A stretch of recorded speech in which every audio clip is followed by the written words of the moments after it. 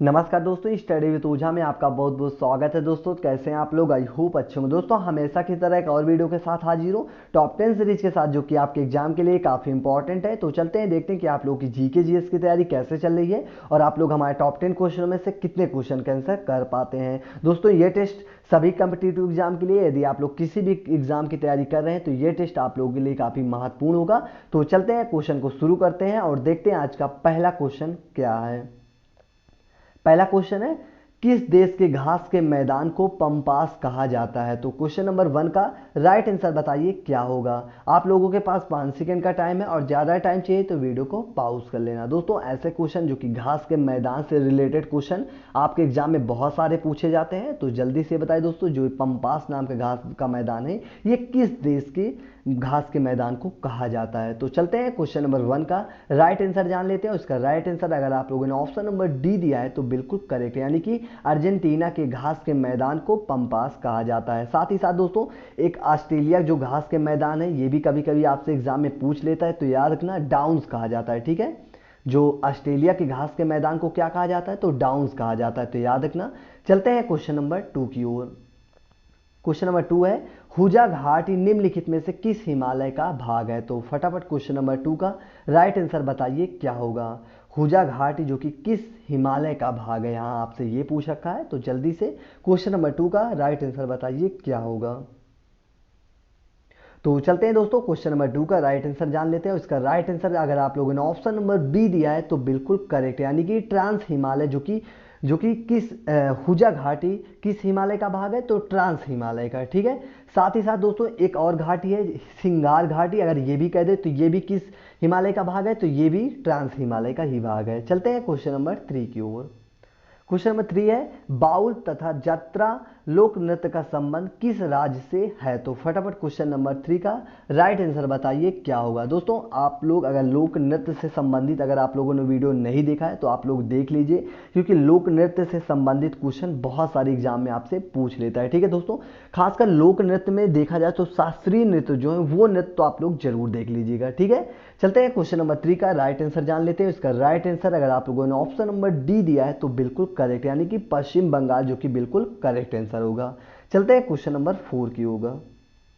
Question number 4 है, Coca Cola जैसे शीतल पेयों में क्या पर्याप्त मात्रा में पाया जाता है? तो क्वेश्चन नंबर 4 का राइट आंसर बताइए क्या होगा। दोस्तों यहाँ पे कोका कोला में पूछ रखा है दोस्तों, तो फटाफट क्वेश्चन नंबर 4 का राइट आंसर बताइए क्या होगा।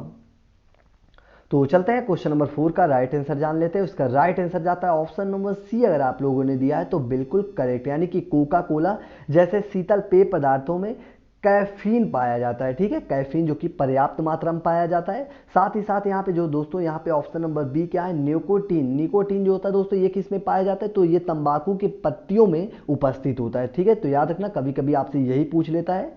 तो चलते हैं क्वेश्चन नंबर 5 की ओर। क्वेश्चन नंबर 5 है, लोहे का सबसे शुद्धतम रूप होता है? तो फटाफट क्वेश्चन नंबर 5 का राइट आंसर बताइए क्या होगा। ऑप्शन देख लेते हैं। ऑप्शन ए कह रहा है ढलवा लोहा, ऑप्शन बी कह रहा है पिटवा लोहा, ऑप्शन सी कह रहा है इस्पात, ऑप्शन डी कह रहा है स्टेनलेस स्टील। तो फटाफट क्वेश्चन नंबर 5 का राइट आंसर बताइए क्या होगा।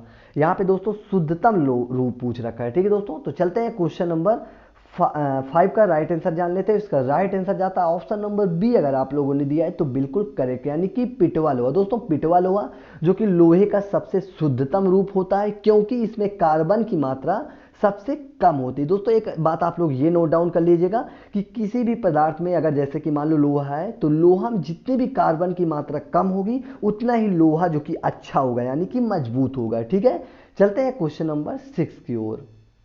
क्वेश्चन नंबर 6 है, केसर मसाला बनाने के लिए पौधे का निम्न में से कौन सा भाग उपयोग में लाया जाता है? तो क्वेश्चन नंबर 6 का राइट आंसर बताइए क्या होगा।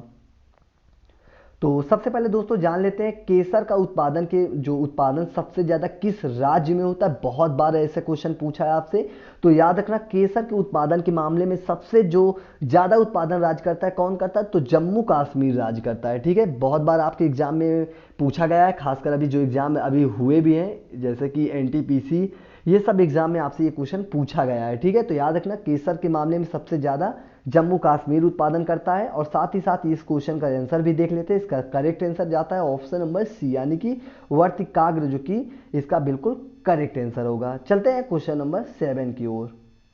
क्वेश्चन नंबर 7 है, शारदा अधिनियम किससे संबंधित था? तो फटाफट क्वेश्चन नंबर 7 का राइट आंसर बताइए क्या होगा। यहाँ पे शारदा अधिनियम के बारे में पूछ रखा है, ठीक है दोस्तों। तो चलते हैं क्वेश्चन नंबर 7 का राइट आंसर जान लेते हैं। दोस्तों क्वेश्चन नंबर 7 का राइट आंसर जाता है ऑप्शन नंबर ए। अगर आप लोगों ने दिया है तो बिल्कुल करेक्ट है, यानी कि 1930 में डॉक्टर हरिविलास शारदा के प्रयत्नों के में जो कि बाल विवाह निषेध कानून, जो कि शारदा अधिनियम कानून लागू किया गया। इस अधिनियम के द्वारा जो कि लड़कियों की जो विवाह की न्यूनतम आयु 14 वर्ष मतलब की गई, और साथ ही साथ लड़कों की उम्र जो कि 18 वर्ष निर्धारित की गई थी, ठीक है दोस्तों, जो कि उस समय की नज़र से देखा जाए तो काफ़ी बेहतर की गई थी, ठीक है। चलते हैं क्वेश्चन नंबर 8 की ओर। क्वेश्चन नंबर 8 है, गांधी जी ने व्यक्तिगत सत्याग्रह किस वर्ष शुरू किया गया था? तो क्वेश्चन नंबर 8 का राइट आंसर आप लोग बताइए क्या होगा। दोस्तों मैंने गांधी जी के ऊपर एक वीडियो बना रखा है, अगर आप लोगों ने नहीं देखा तो उस वीडियो को जाके देख लीजिए। अगर आप लोगों ने उस वीडियो को देख लिया तो गांधी जी से रिलेटेड कोई भी क्वेश्चन हो, आपको किसी भी एग्जाम में पूछ लेगा तो आप लोग उस क्वेश्चन का आंसर तुरंत कर पाएंगे, ठीक है। क्योंकि मैंने बहुत कम समय में आपको जितने सारे क्वेश्चन इंपॉर्टेंट बन सकते हैं मैंने सभी क्वेश्चनों को लिया है। तो अगर आप लोगों ने नहीं दिया तो प्लीज़ प्लेलिस्ट में जाकर आप लोग देख लीजिए, ठीक है।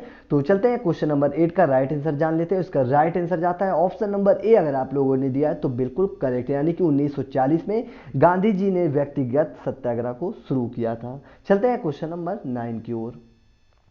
क्वेश्चन नंबर 9 है, शतपथ ब्राह्मण ग्रंथ किस वेद से संबंधित है? तो फटाफट क्वेश्चन नंबर 9 का राइट आंसर बताइए क्या होगा। दोस्तों यहाँ पे बात हो रही है दोस्तों वेद की, तो आप लोग याद रखना वेदों की टोटल संख्या कितनी है दोस्तों? तो 4 वेदों की संख्या है, ठीक है। जिसमें सबसे पुराना ऋग्वेद यानी कि सबसे पुराना कौन है? तो ऋग्वेद सबसे पुराना है, ठीक है, याद रखना। चलते हैं क्वेश्चन नंबर 9 का राइट आंसर जान लेते हैं। उसका राइट आंसर जाता है ऑप्शन नंबर बी। अगर आप लोगों ने दिया है तो बिल्कुल करेक्ट है, यानी कि यजुर्वेद, जो कि बिल्कुल करेक्ट आंसर होगा। चलते हैं क्वेश्चन नंबर 10 देख लेते हैं, जो कि आज का हमारा लास्ट क्वेश्चन होगा। क्वेश्चन नंबर 10 है, उदाईन किस वंश का शासक था? तो फटाफट क्वेश्चन नंबर 10 का राइट आंसर बताइए क्या होगा। और इसी के बाद आप लोग हमें कमेंट बॉक्स के माध्यम से ये भी बताइए कि आज का स्कोर आप लोगों का क्या रहा। तो ठीक है, तो चलते हैं सबसे पहले इस क्वेश्चन का राइट आंसर जान लेते हैं। इसका राइट आंसर जाता है ऑप्शन नंबर सी। अगर आप लोगों ने दिया है तो बिल्कुल करेक्ट है, यानी कि उदाईन जो कि हर्यक वंश का शासक था, जो कि उसने क्या किया था, उसने जो कि गंगा तथा सोन नदियों के संगम तट पर जो कि पाटलिपुत्र नामक नगर की स्थापना किया था। और उसकी उन्होंने क्या किया था, अपनी राजधानी भी पाटलिपुत्र को ही बनाया था। तो याद रखना बहुत इंपॉर्टेंट क्वेश्चन है, आपसे बहुत बार ये क्वेश्चन पूछा गया है, ठीक है। तो चलते हैं दोस्तों क्वेश्चन नंबर 10 का राइट आंसर अगर आप लोगों ने आप जान गए होंगे दोस्तों, क्वेश्चन नंबर 10 का right answer option number C होगा। चलते हैं क्वेश्चन नंबर दोस्तों, इसी के साथ हमारा वीडियो समाप्त हुआ। अगर आप लोगों को वीडियो अच्छा लगा हो तो लाइक शेयर कमेंट करना ना भूलें, और चैनल में नए हैं तो चैनल को प्लीज़ सब्सक्राइब कर लें, साथ ही साथ बेल आइकन को भी प्रेस कर लें, ठीक है। वीडियो देखने के लिए थैंक्स फॉर वॉचिंग। जय हिंद।